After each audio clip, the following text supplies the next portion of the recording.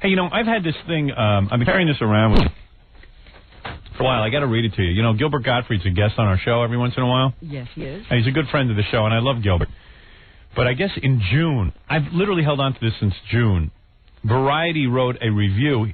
I guess Gilbert had to give he did a 30-minute stand-up set to a bunch of industry executives, like 600 industry executives, Hollywood executives. Oh, one of those, like, convention type things? Yeah, you got to hear this review. You want to hear it? Sure. It's the greatest review you ever I wish heard. you had done this when Gilbert was here. I could do it again when Gilbert's here, but even when he's not here, it's funny. Comedy club audiences might know him as a stand-up guy, and millions of children know him as the lovable parrot in Aladdin. But Gilbert Gottfried underwhelmed 600 studio and exhibition executives at a recent Gotham gathering. Underwhelmed them? The comedian bombed big at last week's Charity Bash tribute to Sony Pictures. Releasing Prexy, Jeff Blake. I don't know what that is, releasing Prexy. I guess he's the president of releases, I guess. Of Sony Pictures Releases. Yeah. What that is. I release, but that's another story. Nobody's presiding over that. Releasing Prexy, Jeff Blake sweating his way through a routine marked by anti-gay humor and crude Michael Jackson jokes. See, isn't this funny? It sounds great. I wish I'd been there. Read that sentence again. I'm having trouble with that. Releasing Prexy, Jeff Blake sweating his way through a routine marked by anti-gay humor and crude Michael Jackson jokes. I don't know why he was sweating. Right. I thought Gilbert would be sweating his way through the routine, but obviously Gilbert didn't know. Gilbert was. Gilbert doesn't know when he's bombing, because Gilbert always bombs. You know, but that's part of his act. The audience there to raise money for the Queens, New York affiliate of Variety, the children's charity, didn't get it, and those that got it didn't like it. Interspersed with nervous laughter and the odd cat call, like turn off microphone, were more than a few walkouts. Ooh. Undeterred, Godfrey plowed through a relentlessly unfunny 30 minutes. Finally, he didn't even care. He's so funny. People are all walking out and screaming. And he's sticking with it. Yeah. Finally turning the stage over to Columbia TriStar Motion Picture Group Chairman Mark Canton. The studio got what might be the biggest laugh of his life, certainly the biggest of the night, when he quipped, "And to think I was worried about following the comedian." He then lambasted Republican Senator Bob Dole's anti-Hollywood crusade, which I applaud. Additional response to Godfrey came later and apparently was more savage than anything Hollywood has ever come up with for Dole. Uh-oh, here's Tom. No, well, what is it, Tom? I just told Gary this, and he told me you would like to hear this story. Right. I had the exact same experience with Gilbert once. Yeah. Where I hired him. Yes. To work in New York Ad Club. Yes. And it was part of an outing, and he's up there working outdoors. Comes on, walks through a hedge to get to stage. Yeah. He's on the stage for like 10 minutes. No one is laughing. Right. Except for me. Right. And you're the guy who hired him. And I'm the guy who hired him, right. So he went on for 15, 20 minutes. Nobody was laughing. All of a sudden, he went for all of his really vulgar humor.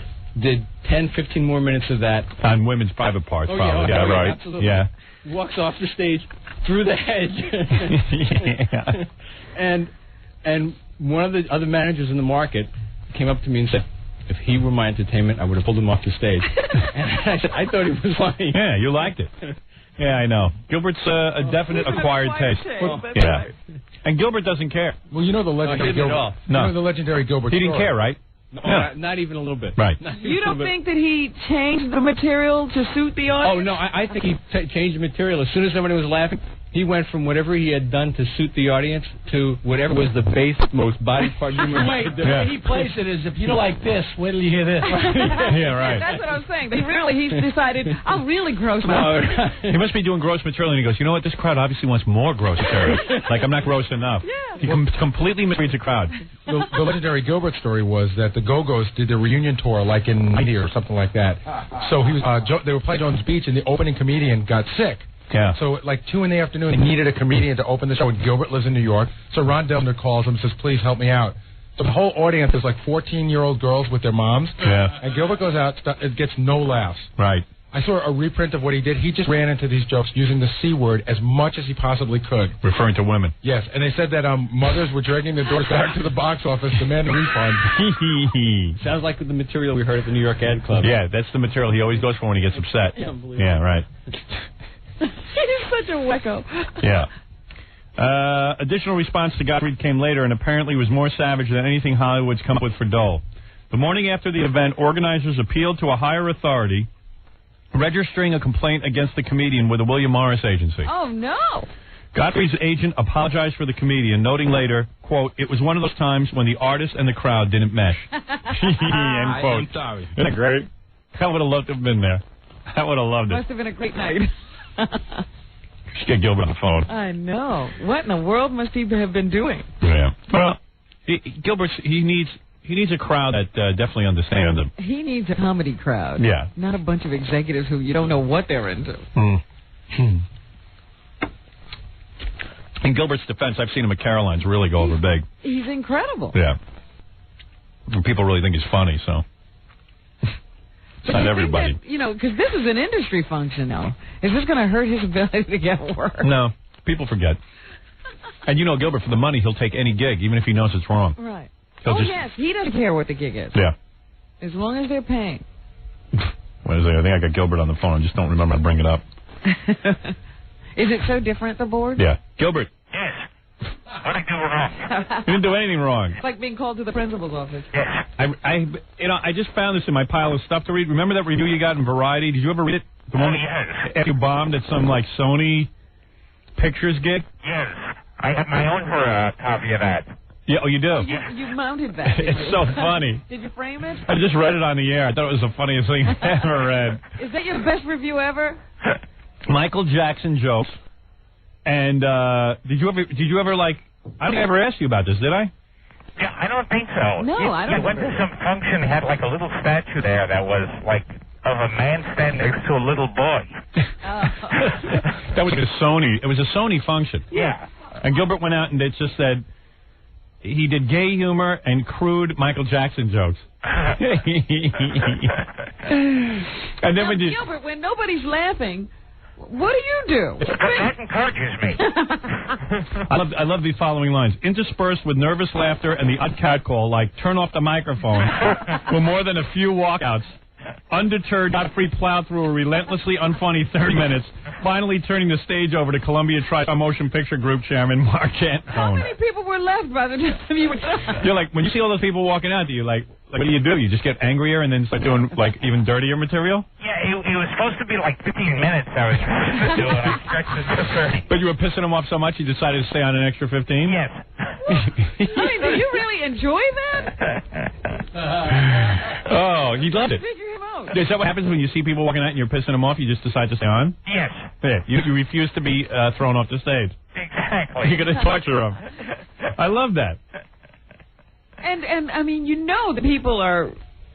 Oh, God, I don't know how he does it. Well, wait, this is great. Stand there? So then the studio executive comes on after him and goes, "Well, I think I was afraid of coming on to the comic." Yeah. That's an insult. And then, are you aware of that, or you just get right out of the building? Do you just leave the room? Yeah, no, you have to get out of the building after that one. Then listen to this. Hollywood complained the next night by contacting Gilbert's agent, William Morris Agency. So what happened? Did your agent call you? Oh, yes, and as a matter of fact, they even did it as a threat. They were going to print it in Variety. It's 1920, and I'm at the cancer, and this could ruin my career. Wait, your career isn't already ruined. Yeah, exactly. Yeah. I'm shocked that he has an agent. Yeah. Someone to call. I think the agent's quote, he said, "Hey, look, Gilbert, the agent apologized." Yes. And said it was one of those times when the artist and the crowd didn't mesh. The artist. How often does that happen? He uses the term artist loosely. Yeah. So were you embarrassed when your agent called you? No, I was expecting it. Phone rings, you already know what they're going to say.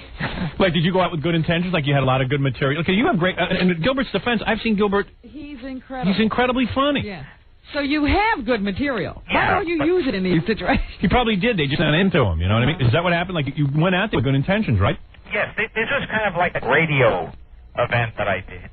Oh, where you got thrown off the stage? But no, I was out there, and there was a big hedge around. It was Oh, yeah, that was Tom's event. Tom just said that. Yeah, and that where you got thrown off the stage. Yeah, and I climbed over the hedge to get away from them. But you'll never reject the gig, even if you know it's wrong, because it's the money you want, right? Exactly. Right. I think I lost them right after the Michael Jackson joke, because it was an award with a man and a little boy, and I said, I'd like to thank you for offering the Michael Jackson award. Is he a Sony artist? Yes.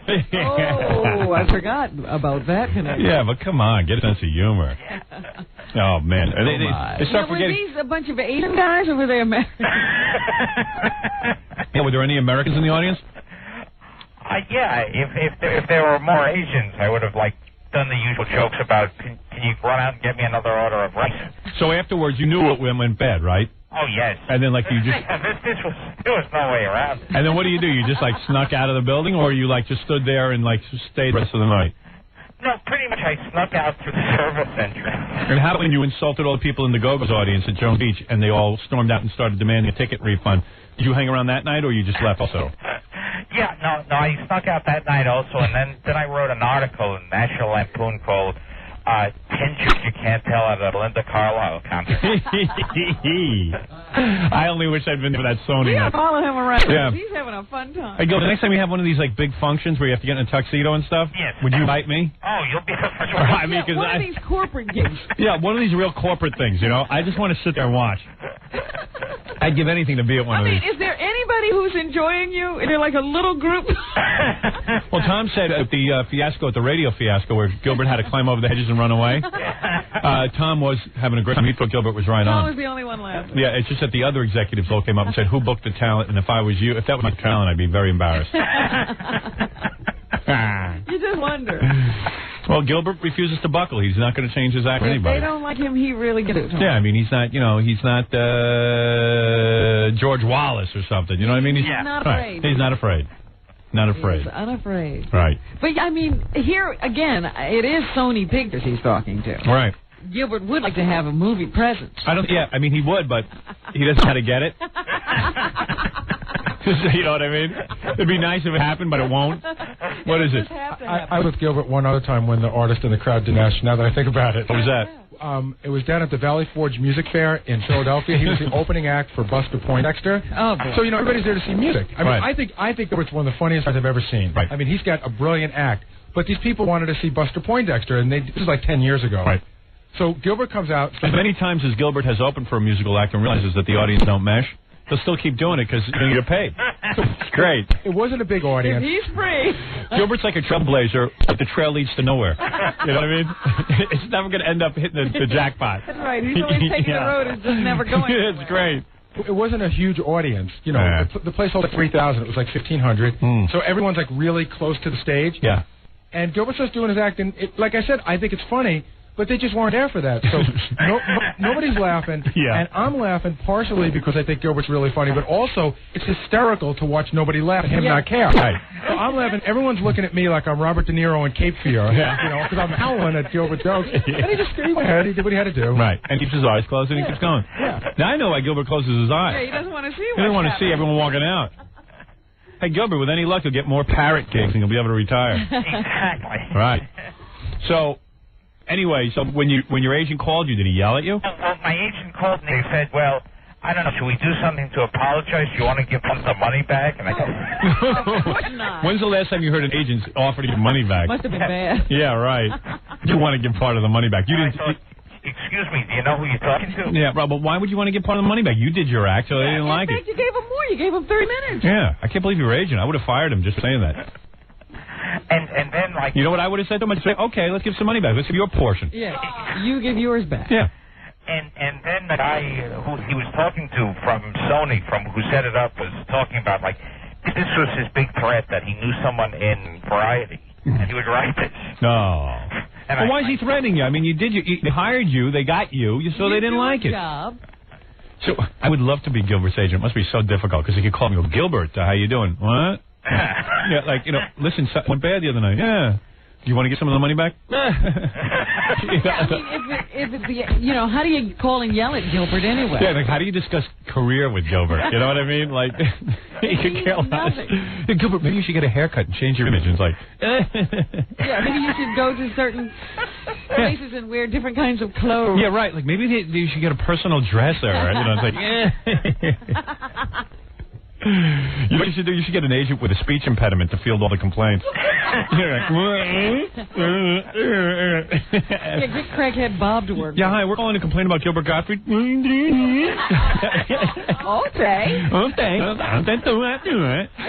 I think so. Oh, that'd be great to have crackhead Bob field all the complaints about Gilbert. He's so good. Yeah, I think so. I'm good. Maybe we'll get the money back. Hello, Gilbert. Oh, Gilbert. So did you? So when your agent suggested you give some of the money back, like, what do you say? That's okay with me. It was like so stupid a question. Yeah, right. Yeah. Did you laugh? Or do you just go like, no? Because I know how Gilbert talks. Sometimes I go like, no, I'm not going to give them money back. I don't want to do that. So he always acts like the kid who doesn't know anything was wrong. Yeah. What? No, I didn't know it was a problem. And do you go home and like that night? Do you lose sleep over it? Do you feel bad? No. No, I took a nap right after the phone call. And then my favorite was that this guy knew a guy at Variety. Like, that was going to be a big threat. Yeah, so they wrote the article. Big deal. But why is he threatening you? I don't understand. I don't understand why he was threatening you. I guess to him it was probably to get the money back. Oh, he wanted the money back. I guess to him it was probably some big deal, like it was the 1920s, and it was like the coconut grill would ruin your career. Yeah, right. A bad review in Variety will end it all. Yes. Oh, man. Gilbert just laughs. It's so great. But does it bother you, Gilbert, that, probably you won't get any more calls from any more of these executives? Oh, he will. Out in Hollywood? He will, though. You think? Of course he will. First of all, most comedians aren't even willing to do them. So Gilbert's the only one? Yeah. And, why do you think they call Gilbert? They're forced into this. Yeah. Gilbert will be out there again. Remember when Gilbert did the Emmys, Gilbert, where they all started yelling at him? Yes. I did the whole Pee Wee Herman thing. Yeah, Gilbert came out and started, talking about masturbation right on the Emmys, and they said he'll never work again. He was working next day. I said if masturbation's a crime, I should be on death row. Right, and then they got all upset about it at the Emmys. It was prime time. Yeah, how could they do that? They were like, and the funny thing with that one was one of my clean ones. Yeah, I know, that's not even bad. Yeah. Screw everyone. It's interesting because I remember at that time Gilbert was really happening. It was like, Gilbert's going to break big now. Yeah. Yeah, everyone got excited for 2 seconds. Any of us who know Gilbert know it's impossible. He'll sabotage his own big break. All right, Gilbert. And then they were threatening me with, how could I go on the Fox channel and say such dirty stuff? Yeah, meanwhile, married with children, is some guy, getting laid every night. Yes. Anyway, I just had to call you and ask you about that. Okay. All right, man. Hey. So long, man. Okay, brother. Right, okay. Bye, dude. What were you doing? Were you sleeping? No. I usually get up and run at this hour. You're already in the park. Yeah. You want to plug something? Yeah. Oh, not me. What? I have a career after all this. Yeah, okay. I'll talk to you. Bye. Actually, I won't talk to you. I never talk to him. That's the parrot in Aladdin. Yeah, that's that goofy parrot that your kids like. He's a filthy old man. The filthy parrot. I love that review. We ought to hang that up somewhere. I love that review. His agent had to apologize after he did his stand-up. Well, the agent apologized. Gilbert would. No, he would never apologize.